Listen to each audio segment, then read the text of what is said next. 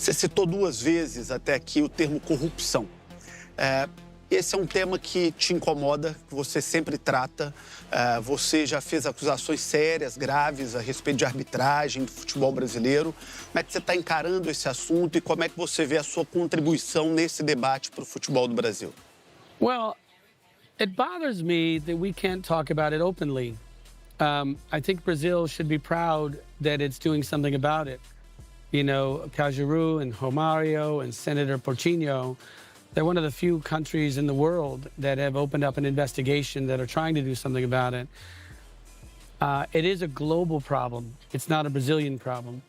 So corruption in the form of player underperformance is an incredible problem in football, in tennis, in cricket. And there are prosecutions that happen all over the world when this happens.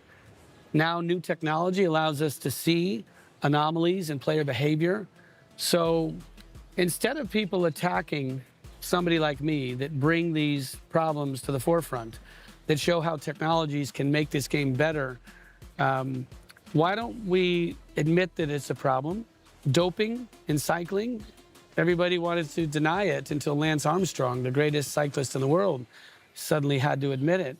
So we have that problem in football. It's a reality. I think it's amazing that people will make big news about a player, an individual player taking a small amount of money to do something he shouldn't, when we have a culture of corruption that surrounds the organizations, federations. We have teams that pay people money to win games, pay people money to lose games. We have betting companies that do the same thing.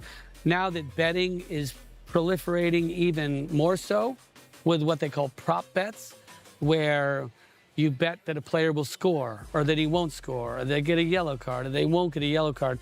The dangers of corruption, which have always been there for many motives, sporting motives, gambling motives, it's only getting harder to police because of technology is a two-way street, right? It's easier to make these bets now. So I think that executives like me, the people at the Federation, the team owners, we should all be working to solve these problems that we know are there. Because when I see a player run down the field and score an incredible goal, and I see kids crying in the stands out of joy because their idol scored a goal, shouldn't we all know that that was an honest play, that it happened because two teams were fighting at their highest level, trying to win the game, and that nobody, whether it's players or gamblers or referees, we want a pure result, that what we see on the field is the beauty that we know it should be. So corruption does bother me.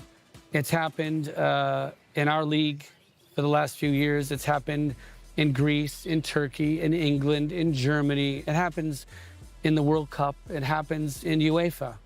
So yes, it bothers me, and I'm not going to shut up about it just because people don't want to talk about it. I'm going to try to make the game better.